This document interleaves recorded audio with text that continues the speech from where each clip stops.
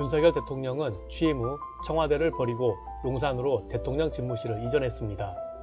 그래서 청와대를 지키던 경찰, 군인, 공무원들은 모두 용산으로 갔습니다. 빈집이 된 청와대를 윤 대통령은 국민에게 돌려준다는 명목으로 아무런 사전 준비 없이 개방에만 열을 올리며 문을 열었습니다.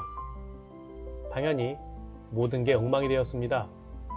근현대사에 살아있는 역사의 장소이자 역대 대한민국 최고 권력자의 집무실로서의 문화유산인데 말이죠. 어쩌면 이런 행태가 짜여진 각본이었을지 모릅니다. 왜냐하면 이후 청와대를 관리한다는 핑계로 갑자기 돈을 쏟아붓기 시작하는데 하나같이 긴급 공고를 내고 제대로 된 공사 발주 확인도 없이 사전에 지정된 업체의 수의 계약을 진행합니다.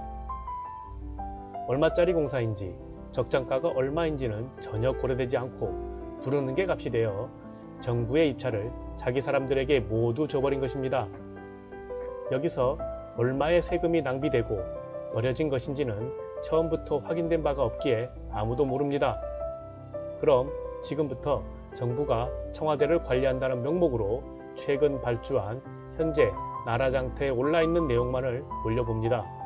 지금이 연초이므로 이런 추세라면 몇 배가 나올지는 아무도 모르겠습니다. 먼저 청와대 간이 화장실 운영입니다. 긴급 공고로 올라왔습니다. 참고로 오늘 말씀드린 모든 내용이 긴급 공고로 올라온 공사 또는 발주건입니다. 배정 예산은 6억 원입니다. 예산 사용처는 이렇습니다. 관광지에서 흔히 볼 수 있는 이동식 화장실입니다. 이게 6억이나 하는지 의아해하시며 이 비용에 제작, 설치, 운영, 사후관리가 포함되었겠지라고 고민하신다면 운영, 사후관리 등은 이후에 말씀드린 다른 발주건에 포함되며 이조차도 재탕, 삼탕하면서 계속 중복된다는 것을 말씀드립니다. 다음은 청와대 관람 안내지도 제작입니다. 배정 예산은 9,480만 원이니까 약 1억 원 정도 되는군요. 예산 사용처는 이렇습니다. 역시나 이런 종이떼기 한 장에 1억이라는 생각이 드시죠? 디자인 비용을 감안하더라도 의아한 게 사실입니다. 그리고 청와대 시설관리 위탁 운영입니다. 배정 예산은 16억 7,057만 5,600원이므로 약 17억 정도 됩니다. 예산 사용처는 이렇습니다. 그런데 이 청와대를 문화재청이 직접 관리도 아닌 간접 고양인 위탁관리라는 게 문제입니다. 앞서 말씀드린 대로 청와대는 문화재이며 역사의 현장이므로 명백히 상시, 지속적 업무로 직접 고용이 원칙입니다. 이를 기업의 전시품 정도로 치부하며 국가 중요 문화유산을 비정규직 형태로 고용하면 관리 직원이 고용의 불안정을 느끼고 제대로 된 관리와 운영이 어렵게 됩니다. 앞서 소개한 화장실 관리 부분의 인건비는 여기에 포함되어진다고 보여집니다. 이어서 청와대 관람환경 시설 및 조경 유지관리입니다. 배정 예산은 6억 2,875만 120원이므로 약 6억 원 정도 됩니다. 예산 사용처는 이렇습니다. 그런데 이 시설관리라는 부분은 좀 전에 소개해드린 청와대 시설관리 위탁 운영과 겹치는 부분이어서 중복 발주가 강하게 의심되고 만약 그렇다면 결국 조경 유지 관리에 6억을 쓰겠다는 내용이 됩니다. 수년간 워낙 관리를 잘해서 솔직히 올해는 물 주고 풀만 뽑아줘도 관리는 끝나는 상황인데 말이죠. 다음으로 넘어가겠습니다. 청와대 국민개방 관람 안내 콜센터 위탁 운영입니다. 배정 예산은 2억 900만 원이므로 약 2억 원 정도 됩니다. 예산 사용처는 이렇습니다. 그리고 다음은 청와대 안전 및 질서 유지 차단봉 제작입니다. 배정 예산은 4,090만 원이므로 약 4천만 원 정도 됩니다. 예산 사용처는 이렇습니다. 이게 막대기 몇십 개가 4천만 원이나 한답니다. 판단은 여러분들께 맡기겠습니다. 다음 보겠습니다. 2023년 청와대 방호 및 안전경비입니다. 배정 예산은 19억 3,564만 8천원이므로 약 19억 정도 됩니다. 예산의 사용처는 이렇습니다. 이런저런 사유와 사용처를 공지하긴 했지만 군과 경찰에서 주요 시설에 대한 경비를 하고 기본적인 안전경비만 하는데 이 정도 금액을 책정했습니다. 일단 넘어가겠습니다. 2023년 청와대 국민개방 현장운영 대행입니다. 배정 예산은 21억 9,990만원이므로 약 22억원 정도 된다고 볼 수 있습니다. 예산의 사용처는 이렇습니다. 금액이 무려 22억입니다. 그리고 명칭에서 알 수 있듯이 운영상 전반적인 내용에 포괄적인 것을 모두 담고 있습니다.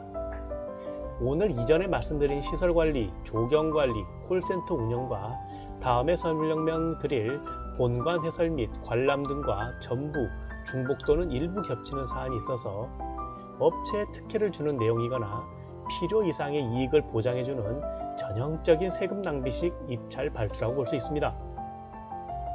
어이없지만 다음 건 설명드리겠습니다. 청와대 국민개방 입장 게이트 장비 운영입니다. 배정 예산은 또 6억입니다.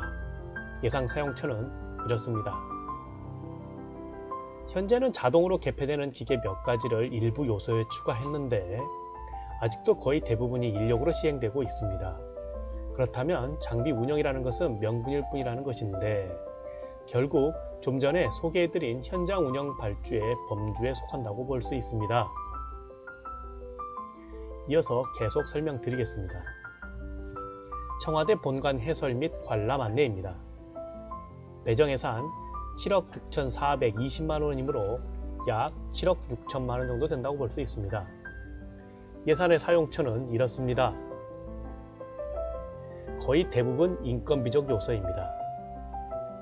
그래서 앞서 소개해드린 국민개방 현장 운영의 세부 사항으로 포함된 내용이라고 강하게 보여집니다.